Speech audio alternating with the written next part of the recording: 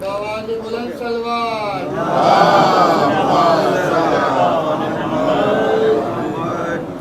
فاتحہ۔ بسم اللہ الرحمن الرحیم۔ الحمدللہ رب العالمین الرحمن الرحیم مالک یوم الدین ایاک نعبد و ایاک نستعین اہدنا الصراط المستقیم صراط الذین انعمت علیہم غیر المغضوب علیہم ولا الضالین۔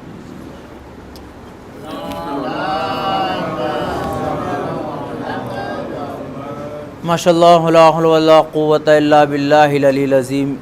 اعوذ باللہ من الشیطان الرجیم۔ بسم اللہ الرحمن الرحیم۔ الحمدللہ رب العالمین الصلاۃ والسلام علی رسولہ الکریم و مولانا مولائی الثقلین جد الحسن الحسین ابی القاسم المحمد وآلہ طیبین الطاہرین وغر المیامین۔ اما بعد فقط قال اللہ تعالی تبارک فی کتابہ المجید و بیانہ العظیم و فرقان الحمید۔ بسم اللہ الرحمن الرحیم۔ لقد کان لکم فی رسول اللہ اسوۃ حسنہ۔ صلوات محمد وآلہ۔ بسم اللہ الرحمن الرحیم۔ اللہم کل ولیک الحجۃ ابن الحسن صلواتک علیہ وعلی آبائہ فی حاضر سات فی کل صاح ولیم و حافظا و قائدا و ناصرا و دلیلا و عینا حتی تسکنہ ورزکات و تمتعوا فیہا طویلا۔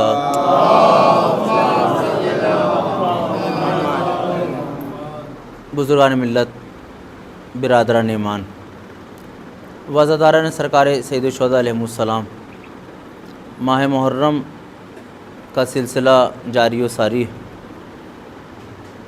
نہ جانے کب سے تمنائیں، کیا کیا انتظامات، کیا کیا سوچے ماہ محرم کے عنوان سے رہیں ہمارے ذہن میں، اور آج 6 محرم ہو گئی۔ شاید ہم اتنا اہل بیت کی معرفت یا پروردگار پہ عقیدے میں اضافہ نہ کر پائے ہوں جو امام حسین کے پیغام اور اسلام کا تقاضا ہے۔ محنت بہت کی ہوگی، اس میں کوئی شک نہیں، اور جب فرش عذاب پر آئیں تو محنت کر کے ہی آئے ہیں۔ نہیں معلوم کہ ہم اس طریقے سے رو پائے کہ جو رونے کا حق تھا، ہماری معرفتوں میں وہ اضافہ ہو پایا جو اہل بیت کی محبت کا ہونا چاہیے تھا۔ 2 چیزیں ہمیشہ ہمیں اپنے ذہن میں رکھنی چاہیے کہ ہم مسلمان ہیں اور مسلمان میں بھی شیعان حیدر کرار ہیں، تو ہمارے کاندھوں پہ 2 ذمہ داریاں سب سے پہلے واضح طور پہ سمجھ لیجئے گا اس بات کو۔ 2 ذمہ داریاں عائد ہو جاتی ہیں۔ مسلمان ہونے کے اعتبار سے اسلام کی دفاع کرنا غیر مسلم کے درمیان، اور شیعہ ہونے کی حیثیت سے صحیح اسلام غیر شیعہ کو بتانا۔ یہ میں نے 2 لفظ کہے ہیں، یہ شاید آپ کے ذہن تک پہنچ جائے تو میرا آنا یہاں کامیاب ہو جائے گا۔ ورنہ مجلسیں ہو رہی ہیں اور آپ لوگ بے پناہ مجلسیں کرتے ہیں۔ مجلس یہ نہیں ہے جو ذاکر پڑھ رہا ہے، یہ تو واضح نصیحت ہے۔ مجلس تو مرثیہ خان اور پیش خان پڑھ چکے، فضائل داد و تحسین کا حق ادا اپنا وہ کر چکے۔ اگر کوئی رہ گیا ایک صلوات اس کی سلامتی کے لیے بھی آپ پڑھ دیں۔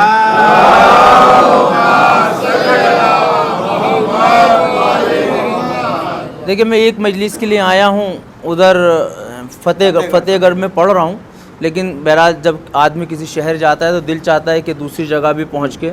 احسان ہے جناب کا کہ انہوں نے مجھے اس لائق سمجھا کہ مجھے یہاں تک بلایا، تو میں اپنے دل کی باتیں جو اسلام چاہتا ہے آپ کے درمیان 40 سے 45 منٹ میں، اس سے زیادہ وقت نہیں لوں گا، رکھنا چاہوں گا کہ 2 ذمہ داری ہمارے کاندھوں پر ہیں، کیونکہ ہم شیعہ ہیں اور مسلمان شیعہ ہیں۔ پہلی ذمہ داری یہ ہے کہ ہمیں اتنا علم حاصل کرنا ہے کہ پہلے باہر والوں کو بتانا ہے کہ ہم کیا ہیں، اس کے بعد پھر ہمارا عقیدہ اس منزل پہ ہو کہ جو گھر کے لوگ ہیں، میں نے بڑی احتیاط سے لفظوں کو استعمال کیا ہے، جو گھر کے لوگ ہیں، جو مسجد میں آ سکتا ہے وہ اپنا ہے۔ نہیں جانے آپ کے کس ذہن تک پہنچی ہوگی۔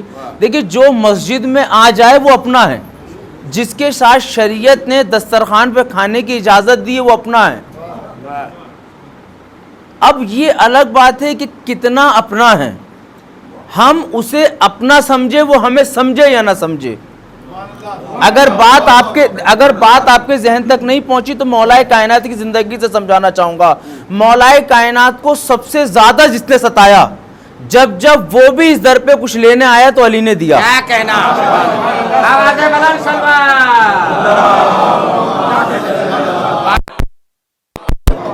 دیکھیے داد دینا بہت آسان ہے، میں ان چیزوں تھوڑا گریز کرتا ہوں، لیکن تھوڑا سمجھنے کی کوشش کریں. آئیے اسی پوائنٹ پہ ذرا سمجھیں گے کہ امیر المومنین تو سب کو دینے کو تیار ہیں، اور اسلام آئینہ ہے جس میں ہمیں دیکھنا ہے. ایک طرف امیر المومنین ہیں، ایک طرف نبی پاک ہیں، ایک طرف شہزادی بی بی فاطمہ ہیں، انہیں اہل بیت کا پورا سلسلہ. ان کی زندگی میں ان کی دیولی سے کوئی خالی نہیں جاتا. آئینہ بدل دیں، ادھر مولانا عمران کھڑے ہیں، ان کی دیولی سے سگا بھائی خالی جا رہا ہے، بہن کو حق نہیں مل پا رہا ہے، پڑوسی کو سکون نہیں مل پا رہا ہے. اب یہاں خاموشی ہے. بھئی سوال یہ ہے کہ ہم جو اہل بیت کے قریب آئے کس وجہ سے آئے؟ اگر شیعہ گھرانے میں پیدا ہو کہ شیعہ بننا کافی ہے تو پھر اصول دین میں تقلید ہوتی، عقل نہ ہوتی. میں نے بہت بڑی بات کہی ہے، اگر آپ کے ذہن تک پہنچ جائے. اصول دین کتنے ہیں؟ 5. کیا کیا ہیں؟ توحید، عدل، نبوت، امامت، قیامت.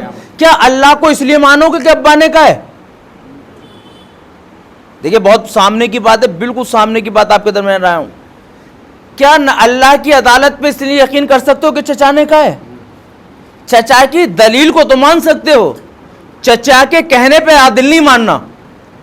کیونکہ جب آبا و اجداد کے کہنے پہ ایمان لے کر آؤ گے تو جس دن مطلب پانا ہوا چھوڑ جاؤ گے، اور جب معرفت کے ساتھ ایمان لے کے جاؤ گے تو سولی پہ بھی لٹکائے جا رہے ہوگے تو علی کہہ رہے ہوگے.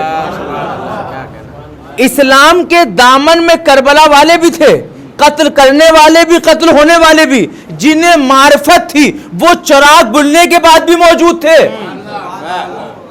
اور جنہیں معرفت نہیں تھی وہ قتل کے لیے آمادہ تھے. میرا سوال اپنے نوجوانوں سے، کیونکہ میں نے جس آیہ کریمہ کو سرنامہ کرام کرا دیا، لقد کان لکم فی رسول اللہ اسوۃ حسنہ، بہت آسان لفظوں میں بات کریں گے کہ اے مسلمانوں تمہارے لیے نبی کی سیرت نمونہ عمل ہے. اب آپ کو کسی اور کی سیرت کو نہیں دیکھنا ہے، نبی کی سیرت کو دیکھنا ہے. تو نبی پاک کی کون سی بات مسلمانوں کو اچھی لگی؟ میرے بزرگ سب تشریف فرمائے. سوال کرنے کا کبھی ہمارا بھی حق ہوتا ہے، یا زندگی بھر صرف ہم ایک دوسرے کو جنت میں بھیجتے رہیں؟ ایک لمحہ سمجھیے اس کو. دیکھیے میں کسی پہ طنز نہیں کر رہا ہوں، یہ کہہ دینا ہمارا ذاکر، شاعر، پرسی خان کے لیے بہت آسان ہو جاتا ہے، سرکار آپ جنت میں آ گئے. اور بہت اچھی بات لگتی ہے. 2 چیزیں اس قوم کو بہت اچھی لگتی ہیں، ایک ذاکر کی برائی کرے اور سیدھا سیدھا آپ کو جنت پہ پہنچا دے. میں نے جب تاریخ اسلام پڑھی تو مجھے شیعوں کا درجہ اس سے کہیں زیادہ بلند ملا. میں بہت بڑی بات کہنے جا رہا ہوں، اگر آپ کی بات سمجھ میں نہ آئے تو میں بھی 3-4 دن یہاں پر ہوں. آپ میرا نمبر لے کر، حسن بھائی کے پاس نمبر ہے، کال کر سکتے ہیں، مجھ سے ڈسکس کر سکتے ہیں کہ مولانا عمران آپ نے یہ کیسے بات کہہ دی کہ ہاں شیعہ صرف. میں نے جو تاریخ اسلام پڑھی ہے اور جو میں نے سمجھنے کی کوشش کی، کیونکہ میں نے رٹا نہیں ہے، شیعہ جنت میں جانے کے لیے نہیں ہے، شیعوں کی تخلیق کی گئی ہے دوسروں کو جنت میں لے جانے کے لیے. اس کی میں دلیل دوں گا آپ کو. جنت کے لیے نہیں ہے شیعہ، جنت کے لیے جانا بالکل بہت چھوٹی سی بات ہے. کیونکہ تاریخ یہ بتاتی ہے کہ پروردگار جب کسی کے دل میں محبت علی ڈال دیتا ہے، توفیق ہے، یہ توفیق الہی سب کو نہیں ملتی، تو یہ توفیق دے تو دی پروردگار نے مجھے، اور میرے دل میں محبت علی ابن ابی طالب، اس کی جزا مجھے کیا دے گا؟ بھئی میرے پاس اتنی پاور ہے، اتنی سورس ہے، اتنا بڑا آدمی میرے پاس ہے، اتنی بڑی شخصیت میرے پاس ہے، تو اتنے بڑے لوگوں سے تعلقات رکھنے کی جزا میری کیا ہے؟ ایک بڑے ادھیکاری سے جب کسی چپراسی کے بھی تعلقات بن جاتے ہیں تو وہ حاکم بن کے زندگی گزارتا ہے. سوال یہ ہے کہ جب اہل بیت علیہ السلام کی محبت ہمارے دلوں میں ہے تو اب ہماری پاور کیا ہے؟ ہمیں تو یہ سمجھا گیا کہ آپ کو جنت میں جانا ہے، بات ختم ہو گئی. مگر میں نے جو تاریخ اسلام کا مطالعہ کیا تو پتہ چلا کہ شیعان حیدر کرار مغالطے میں کہ یہ جنت کے لیے ہیں، جبکہ پروردگار نے ان کو اتنا اختیار دیا ہے کہ جسے چاہیں جنت میں بھیج دیں. اب آپ کہیں گے قبلہ یہ تو ذاکرین کی طرح لفاظی ہو گئی، دلیل کیا ہے؟ میں پوچھنا چاہتا ہوں کہ محبت علی بہلول کے دل میں تھی یا نہیں؟ بہلول صحابی ہیں، بہلول امام ہیں، کیا ہیں بہلول؟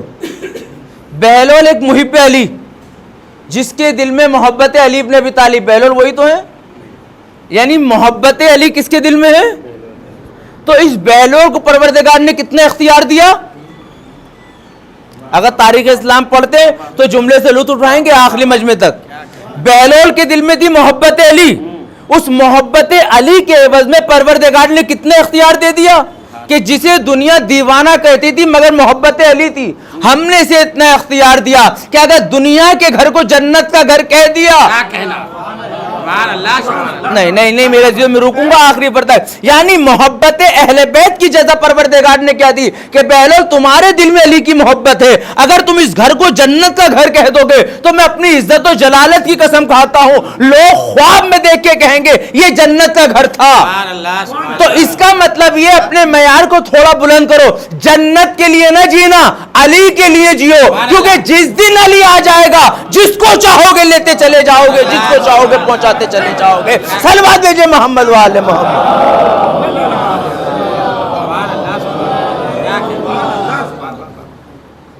یہ دیکھیں آپ عظمت سمجھیے، ہمارے دل میں محبت علی آ گئی تو ہمارا اقتدار کیسا بڑھ گیا؟ اب جنت میں کیسے جائیں گے آپ؟ کیا گناہ گار جنت میں جائے گا؟ جنت ہے کون سی جگہ؟ پاک و پاکیزہ۔ جنت ہے کس کی جگہ؟ اولیاء اوصیاء کی جگہ۔ کیا نجاست جنت میں جا پائیں گی؟ اگر بات اب بھی آپ کے ذہن تک نہیں پہنچی تو میں واضح کروں گا۔ جب محبت اہل بیت ہمارے دل میں آ گئی تو اب ہم دوسروں کو جنت میں کیسے لے جائیں گے؟ دوسرے کو بالکل جنت میں ایسے لے کے جائیں گے جیسے اہل بیت لے کے جائیں گے، کیونکہ ایک شیعہ وہ نہیں ہوتا ہے جو اپنی زبان سے کہے کہ میں شیعہ ہوں۔ سعدی کے آل محمد نے فرمایا، امام رضا نے فرمایا کہ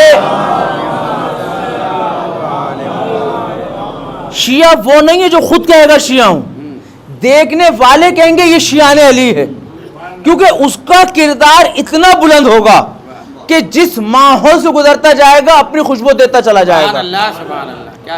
اب ہمیں تو شیعت کی خوشبو پہنچانی ہے، خوشبو جبھی تو پہنچے گی جب ہم میں خوشبو ہو۔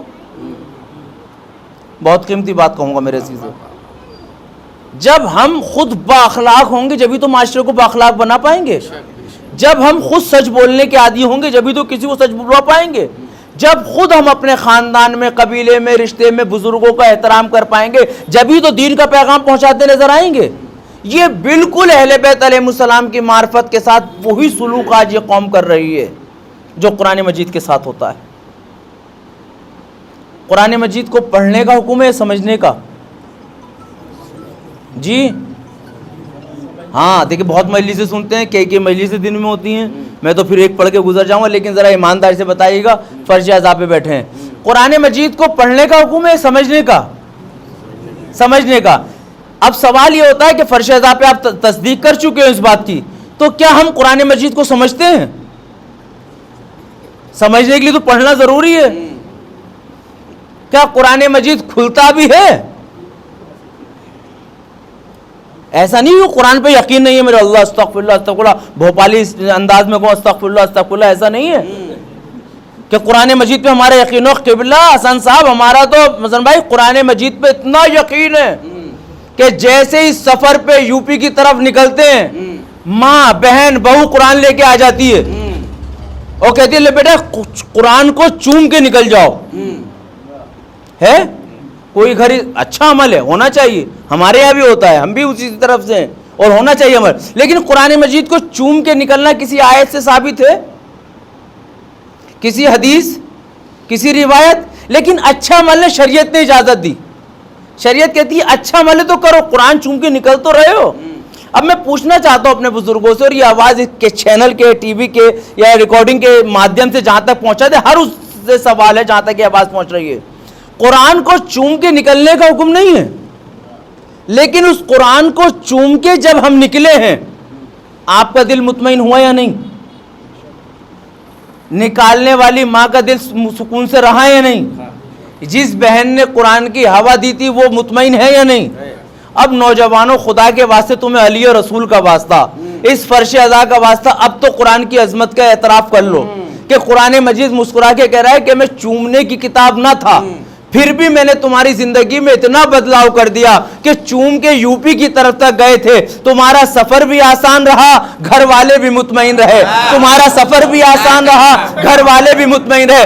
اب تو میری معرفت کے قائل ہو جاؤ، میں چومنے کے لیے نہ تھا، پھر بھی بابرکت بنا دیا تمہارے سفر کو۔ کاش میری آیتوں کو پڑھ کر اپنی زندگی میں ڈھال لیا ہوتا تو چومنے سے دنیاوی سفر آسان ہوا تھا، پڑھ کے ڈھالنے سے کاروباری سفر بھی آسان ہوتا، رشتے بھی آسان ہوتے، آخرت کا سفر بھی آسان ہوتا چلا جاتا۔ ایک سلوات پڑھ دیں مل کے محمد والے محمد۔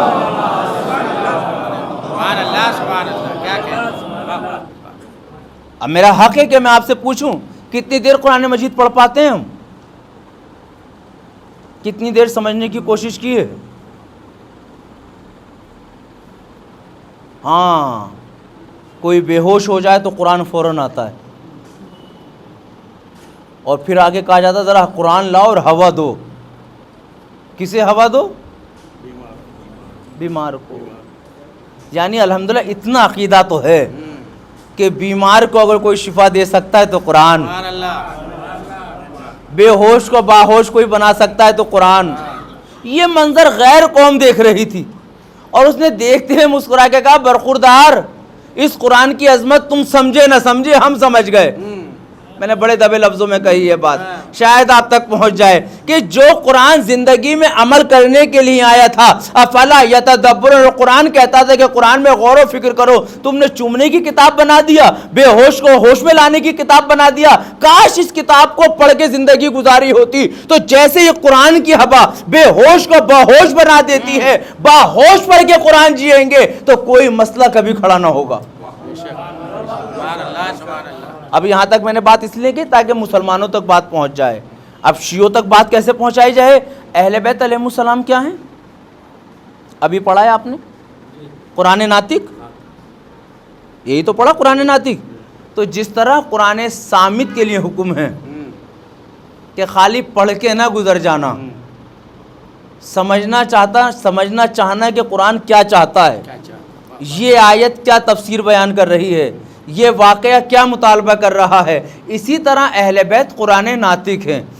ان کے آنے اور نزول کا مقصد یہ نہیں ہے کہ ذاکر آئے ران پہ ہاتھ مارے اور آپ کے ہاتھ بلند کرا لے کہ مولا نے یہ کارنامہ انجام دیا، مولا کائنات نے یہ کام انجام دے دیا اور آپ کہتے رہو بابا سبحان اللہ ہو گئی مجلس اور سب کچھ ہو گیا، بلکہ اہل بیت علیہ السلام کی زندگی اس لیے ہے کہ ان کو نمونے عمل بنانے کے بعد دیکھو اگر علی نے اس مشکل میں اس طرح زندگی گزاری ہے تو ہمیں کس طرح زندگی گزارنی ہے، اگر حسن نے دشمنوں کے بیچ میں رہتے ہوئے دسترخوان لگایا ہے تو ہمیں کس طرح دسترخوان لگانا ہے۔ اگر بات پہنچ جائے تو میں لفظوں کو بدل کے کہوں، اب زمانہ وہ نہیں ہے، سمجھو خدا کے واسطے کہ ہم یہ کہیں کہ شجاعت چاہیے تو در علی پر آؤ، سلوک و سلیقہ چاہیے تو در امام حسن پر آؤ، جہاد کرنا سیکھنا ہے تو حسین کے در پر آؤ۔ زمانہ بدلنا چاہیے، معرفت ہونی چاہیے۔ جب اس قوم میں شجاع پیدا ہونے لگے، جب کہیں کہ ہم علی مرتضیٰ کے ماننے والے ہیں، جب چھوٹی چھوٹی باتوں کو بھلا کر سلوک کرنا سیکھ جائے، جب کہ حسن مصطفیٰ کے ماننے والے ہیں، جب باطل کے خلاف آواز اٹھانے کا جذبہ پیدا ہو جائے، جب کہ حسین کے ماننے والے ہیں، جب مسجد عبادتوں سے بھرنے لگے، جب کہ سید سجاد کے ماننے والے ہیں، جب علم پھیلانے لگے، اسکول کھولنے لگے، مکتب چلانے لگے، جب کہ باقی علم کے ماننے والے ہیں، جب سچ بولنے کے عادی ہو جائے، جب کہیں کہ جعفر صادق کے ماننے والے ہیں، جب غیظ الہی سمجھنے کے عادی ہو جائے، جب کہ موسیٰ کاظم کے ماننے والے ہیں، جب ہماری زندگی ہماری اولاد رضا الہی کے نظر ہو جائے، جب کہ علی رضا کے ماننے والے ہیں، جب تقوی الہی میں زندگی گزرے، جب کہ محمد تقی کے ماننے والے ہیں، جب ہمارا دسترخوان پاک و پاکیزہ ہو جائے، ہماری نسل طاہر ہونے لگے، جب کہ علی نقی کے ماننے والے ہیں، جب تمام بھید بھاؤ انجمن بازی کو بھلا کر ایک پلیٹ فارم پر حسینی پرچم کے نیچے آ کر ایک لشکر کی صورت سے چلنے لگے، جب کہ حسن عسکری کے ماننے والے 6 محرم قسم خدا کی 11 صفات تم پیدا کرو، اب پردے سے آواز آئے گی ہم آنے کو تیار ہو، تم ہمارے ماننے والے ہو۔ صلوات دیجئے محمد والے محمد۔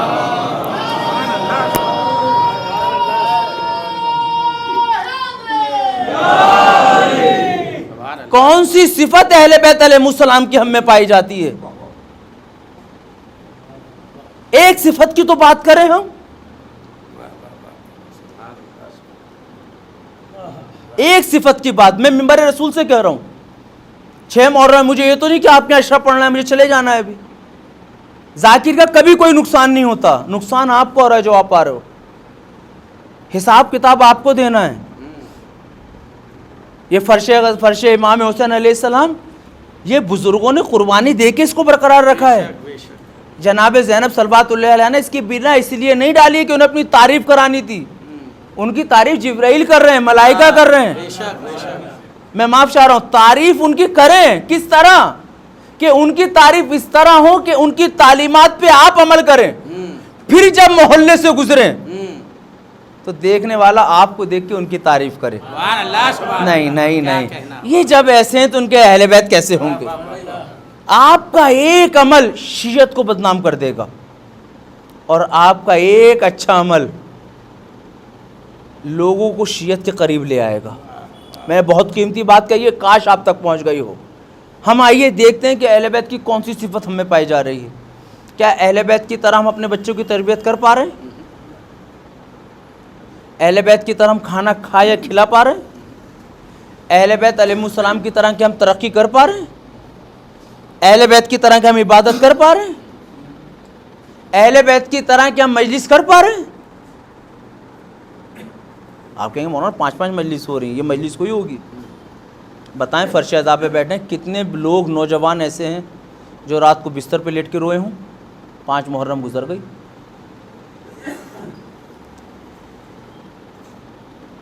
5 محرم گزر گئی, 6 محرم ہے, کھانا کھاتے ہوئے کبھی اہل بیت یاد آئے ہوں؟ دیکھیں میں بہت, کیونکہ مجھے داد اہل بیت سے چاہیے, کیونکہ زندگی اس کووڈ کے بعد بہت کچھ سکھا کے گئی ہے. یہ رشتے بچانا بہت ضروری ہے, مگر حقیقت کیا ہے ہم سوچیں سے ہمارے پاس کیا ہے آج. مجھے آپ مولانا نہ سمجھیں, مجھے سمجھیں کہ میں غیر قوم کا آدمی آپ کے درمیان آ کے پوچھتا ہوں کہ مجھے 5 عمل, 5 محرم ہو چکے, 6ٹھی محرم ہے, 5 عمل ایسے بتاؤ جو اہل بیت کے لیے ہوں. صرف ضروری نہیں آپ یہاں جواب دیں, آپ خود اپنے وقت کے امام کو جواب دیں. اس امام کے ظہور کی تمنا کر رہے ہیں سب, اس کے لیے کتنے آمادہ ہیں ہم؟ روزے جمعہ ہیں, سب اپنے بیٹھے ہیں, اس امام کے لیے کیا تیاری ہے ہماری؟ کیا واقعی امام کو بلانا چاہتے ہیں؟ میں پھر عزاداری کی طرف آؤں گا, لیکن جب بات یہاں تک آئی ہے, کیا واقعی امام کو بلانا چاہتے ہیں؟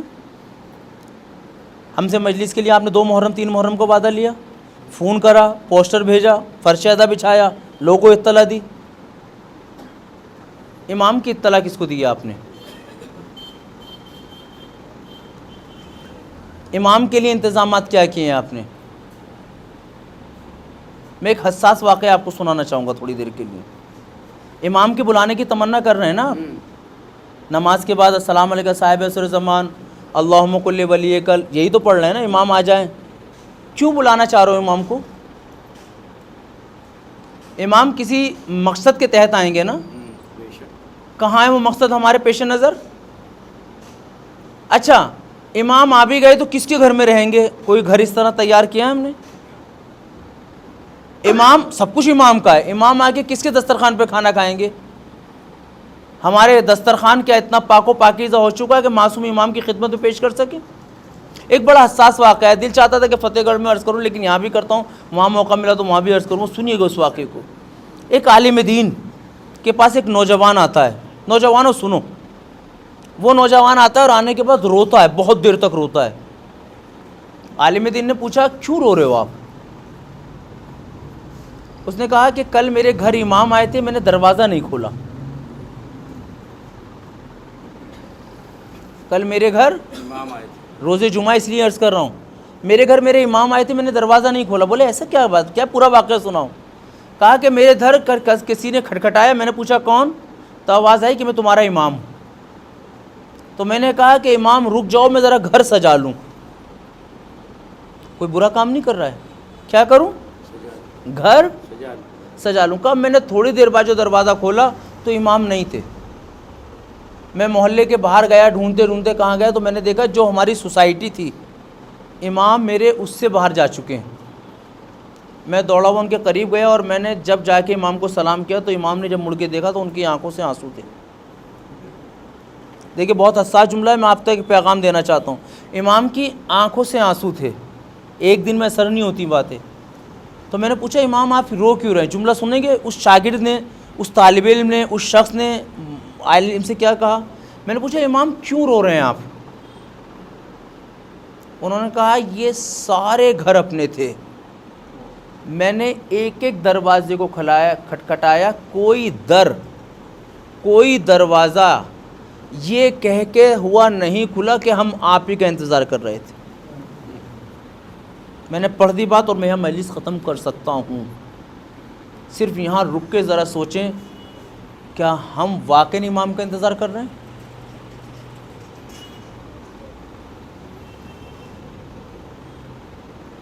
ہماری معراج کیا ہے؟ امام کا دیدار کرنا. ہمارے آقا، ہمارے آئیڈیل، ہمارے رہنما جس کے ساتھ ہمارا شمار ہوگا، یوم ندعو کل اناس بامامہم، آخرت میں ہر شخص کو اس کے امام کے ساتھ بلایا جائے گا. ہمارا جو امام ہے وقت کا، ہماری جو سوال جواب ہوگا، ہم امام زمانہ کے پیچھے ہوں گے. کیا ہم اپنے گھر میں، اپنی زندگی میں امام کا انتظار کر رہے ہیں؟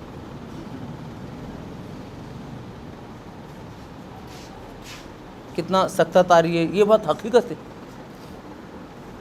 کیا ہم نے اپنے دسترخوان کو اتنا پاک کر رکھا ہے کہ کیونکہ امام تو معصوم ہے، آپ مولوی کو کیسی کھلا دو پلا دو، امام تو نہیں کھائیں گے. مولوی کو کہیں بھی رکا دو، امام تو نہیں رکیں گے. امام کے رکنے لیے کیا کیا شرطیں ہیں؟ اس ماہ محرم میں ہم نے امام کے لیے کیا کام کیے ہیں، یا خود عزاداری امام حسین کے لیے ہم نے کیا کام کیا ہے؟ وہ بات جو میں نے وہاں پڑھی، وہ بات آپ کے یہاں ریپیٹ کرتا ہوں کہ ہم لوگ سارا دھیان ہمارا جس پر ہے وہ بریان، تبرک بہت ضروری ہے. تبرک سے انکار نہیں ہے، یہ میں نے بات وہاں بھی پڑھی تھی میں، لیکن یہاں ریپیٹ کروں گا تاکہ آپ کے ذہنوں پہ بار نہ گزرے. 2 تبرک ہیں آپ کے. ایک وہ تبرک جو مجلس کے بعد بٹ رہا ہے، ایک تبرک ہے جو ممبر سے مل رہا ہے.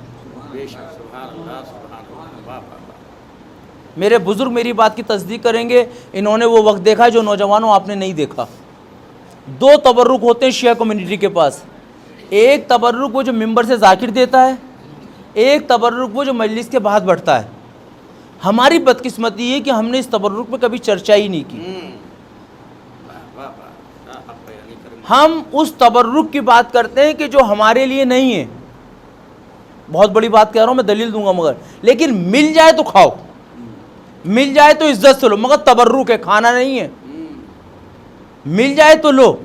وہ تبرک علماء کرام نے جو ایجاد کیا تھا، جو رکھا تھا، وہ ان کے لیے رکھا تھا جو اس تبرک کو لینے آئے.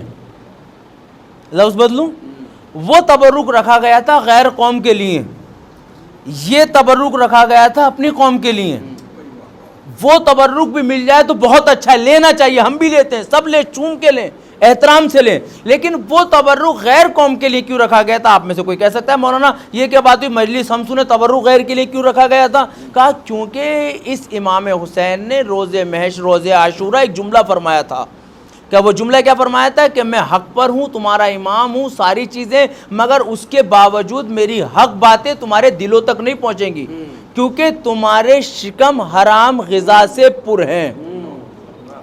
نہیں معلوم کہ کس فرد تک یہ جملہ کہاں تک پہنچے گا، کیونکہ تمہارے شکم حرام غذا سے پر ہیں، اس لیے یہ ممبر والی باتیں تم تک نہیں پہنچیں گی. تو جب شکم حرام غذاؤں سے پر ہوتے ہیں تو علماء نے مجلس کے بعد اس تبرک کو رکھا تاکہ ممبر کا تبرک اپنا کام دکھائے، وہ حق کا تبرک اپنا کام دکھائے.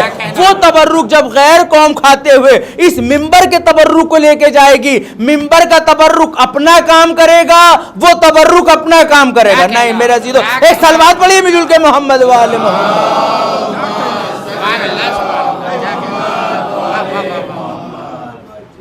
اب ذرا مجھے بتائیں، نام حسین پہ سب کو کھلانا چاہیے؟ پہنچا پا رہے ہیں ہم؟ ہماری ساری بحث، سارا مباحثہ اس تبرک پر ہے. کس کی دکان کا ہے، کون باورچی ہے، کیسا پکے گا، کچا ہے، پکا ہے، سب اس پہ. اس ممبر کے تبرک پہ کب بات کریں گے؟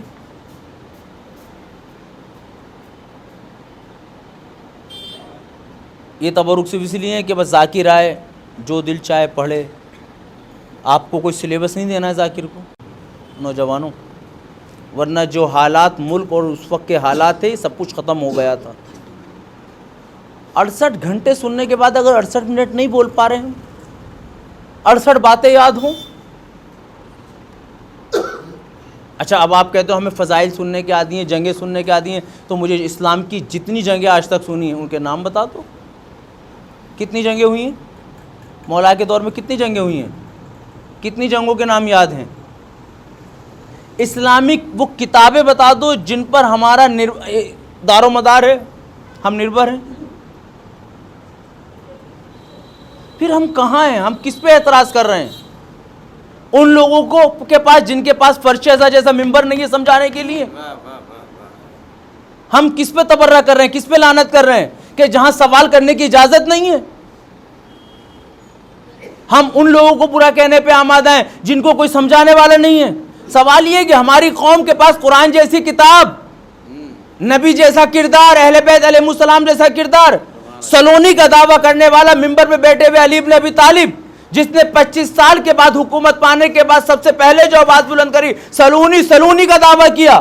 میں نے دستہ ذیب کو جوڑنے کے بعد کہا مولا 25 سال کے بعد حکومت ملی ہے، پہلے اپنے فضائل پڑھیے، پہلے کوئی اور دعویٰ کیجئے، یہ سلونی کا دعویٰ سمجھ میں نہیں آتا۔ تو امیر المومنین نے بتایا کہ سلونی کا دعویٰ اس لیے کر رہا ہوں کہ جس اسلام میں سوال کرنے کی اجازت دی گئی تھی، جس اسلام میں سوچنے کے لیے کہا گیا تھا، جس اسلام میں تعلیم کے لیے کہا گیا تھا، اس 25 سال کے پیریڈ میں سب کچھ ہوا، سوال کی اجازت نہیں تھی۔ تو جب 25 سال تک سوال کی اجازت نہ ہو تو اس قوم سے اٹھا کے کوئی سوال پوچھیں گے تو کیا پوچھے گا؟ سر میں بال کتنے، یہی تو پوچھے گا۔ آپ تاریخ اٹھا کے دیکھ لیے، 25 سال تک سوال کی اجازت، میں نے پوری تاریخ پڑھ دی جملے میں۔ اس 25 سال کے اندر جب نماز علی پڑھا رہے ہیں تو لوگ کہہ رہے ہیں آج نماز ایسے پڑھ لیں جیسے رسول کے پیچھے پڑھتے تھے۔ تو 25 سال کی تاریخ بس اتنی کافی ہے۔ میرے عزیزو، اسلام کسی سے نفرت کرنا نہیں سکھاتا، اسلام نے آپ کو نبی کا نمائندہ بنایا ہے، اسلام نے آپ کو علی مرتضیٰ کا نمائندہ بنایا ہے، آپ کے کاندھوں پہ حسین ابن علی کے ذکر کو عام کرنے کی ذمہ داری دی گئی ہے۔ آپ سب سفیر امام حسین کے نمائندے ہو، آپ سب کو امام حسین نے حل من ناصر انصرنا کہہ کے بلایا ہے۔ تو جب بلایا ہے اور آپ لبیک کہتے آئے ہو تو پوچھو تو صحیح تاریخ اسلام سے کہ حسین ابن علی آپ نے ہمیں کیوں بلایا ہے؟ پوچھو تو صحیح جناب علی اکبر سے، اے علی اکبر بتاؤ ہم کیا کریں تمہارے لیے؟ ان بچوں کو پوچھنا چاہیے جناب علی اصغر کا صدقہ دینے کے بعد، نظر مارنے کے بعد، اے مولا مجھے بتا تجھے واسطہ جناب علی اصغر کا، ہم اپنے بچوں کو کیا سکھائیں؟ ان ماہوں کو پوچھنا چاہیے، اے بی بی زینب بتاؤ تو صحیح اس عزاداری میں آ کے ہم کس طرح دین کو آگے تک پہنچائیں؟ آج پوری دنیا اسلام کے خلاف ہوتی نظر آ رہی ہے، شیعت کے خلاف پروپیگنڈے ہوتے جا رہے ہیں، کتابیں ہم نے ختم کر دی ہیں، لوگوں کی مدد کرنا بند کر دی ہے، بس ہم آئے فرش ازا پہ بیٹھے روئے چلے گئے۔ کہ ہم سے سوال نہیں ہوا کہ ہم نے تمہیں اتنی بڑی نعمت دی تھی، یہ نعمت کیا کم ہے؟ کسی قوم کے پاس نہیں ہے نعمت، کتنی بڑی نعمت ہے، اور ہم کہاں ہیں؟ بس میں نے اپنی باتوں کو ختم کیا میرے عزیزو۔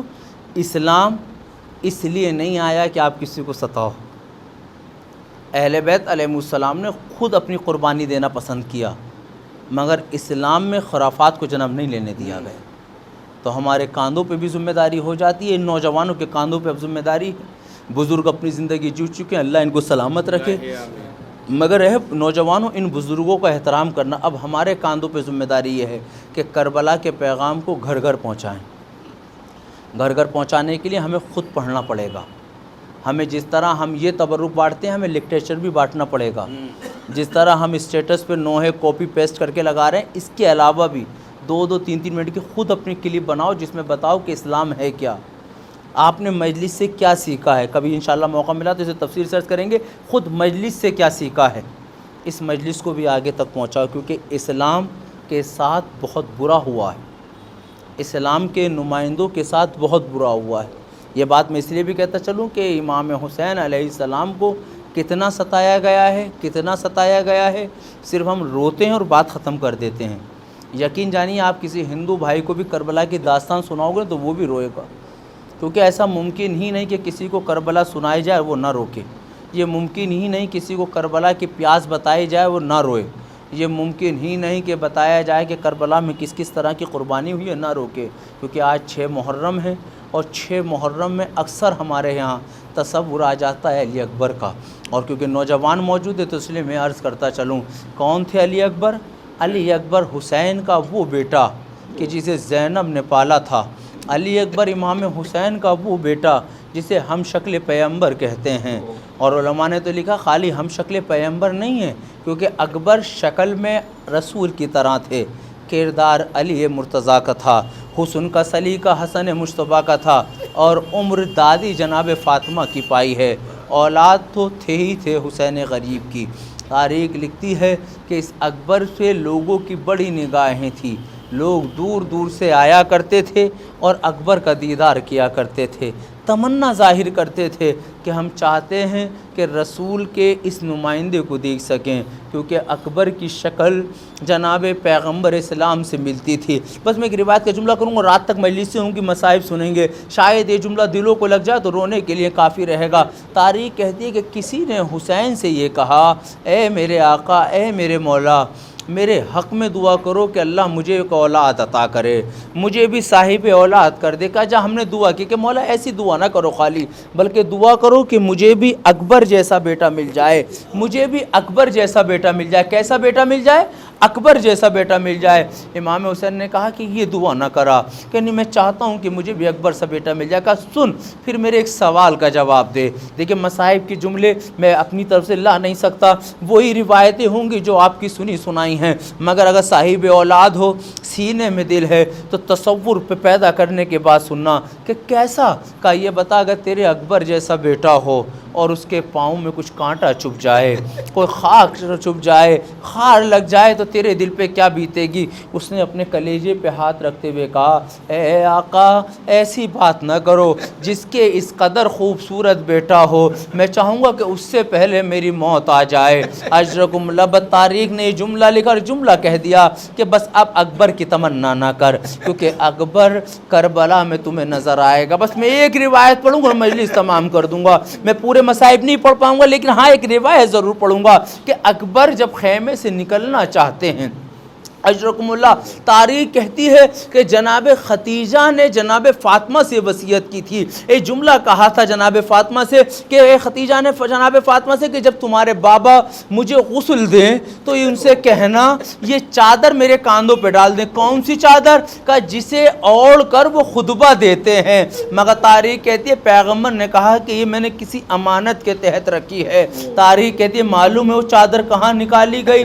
وہ چادر جب نکالی گئی جب اکبر کو سجایا جا رہا ہے، ہم شکل پیغمبر اکبر، کہ جب اکبر کو سجایا جا رہا ہے، مقاتل کہتے ہیں کہ حسین نے کہا کہ میں اپنے ہاتھوں سے اکبر کو سجاؤں گا، میں اپنے ہاتھوں سے اکبر کو آراستہ کروں گا۔ یہ آوازیں بلند ہو چکی ہیں، شاعر کہتا ہے خود خدا بھی دیتا ہے پرسہ رسول کو، اکبر کا نام اس لیے اعضاء میں رکھ دیا، کہا اکبر تم ہم شکل پیغمبر ہو۔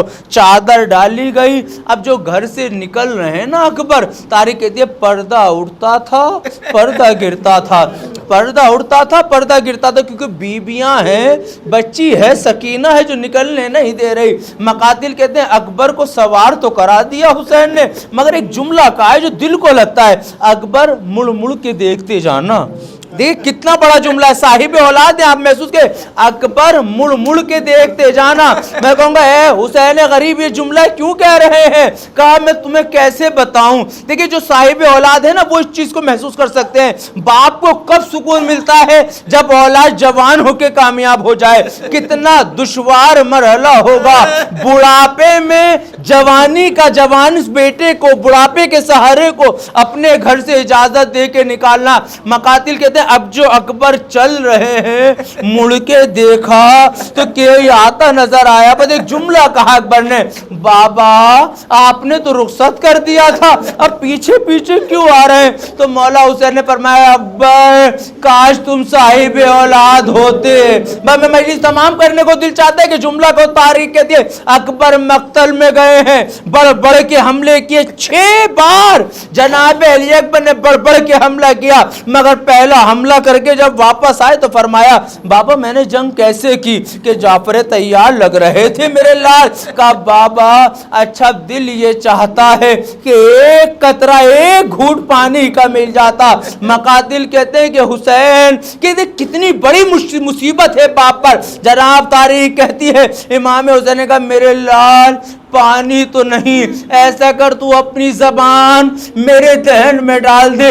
مقاتل کہتے ہیں ادھر اکبر نے اپنی زبان آقا حسین کے دہن میں ڈالی اور یہ کہہ کے کھینچ لی، بابا میں تو اپنے آپ کو پیاسا سمجھتا تھا مگر آپ کی زبان پر ارے تو کانٹے نکل آئے ہیں۔ ارے حسین کا سر جھک گیا۔ اکبر میدان جنگ میں جاتے ہیں اور وہ شجاعت کے جوہر دکھاتے ہیں۔ تاریخ کہتی ہے مگر اکبر کب تک جنگ کرتے؟ چاروں طرف سے جب حملہ ہوا تو اکبر کی آواز آئی، اے میرے بابا، ارے میرا سلام آخر قبول کیجئے۔ میں نے کہتی اکبر کیا ہوا؟ تاریخ نے لکھا ایک انی ایسی لگی جو سینے کو چھیدتی چلی گئی، اکبر سے سنبھلا نہ گیا۔ بس یہ آواز استغاثہ تھی۔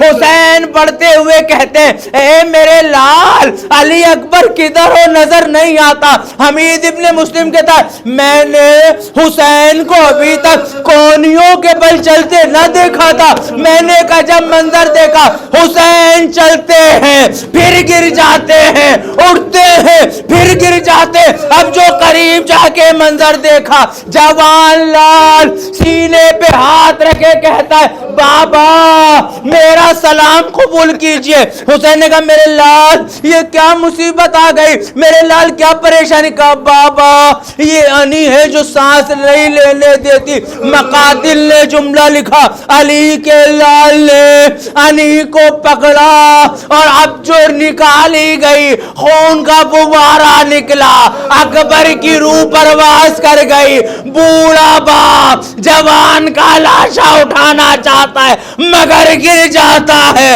آواز لگاتا ہے اے بچوں آؤ، بوڑھے باپ سے جوان کی میت نہیں اٹھائی جاتی، لیتے جا۔ انا للہ و انا الیہ راجعون۔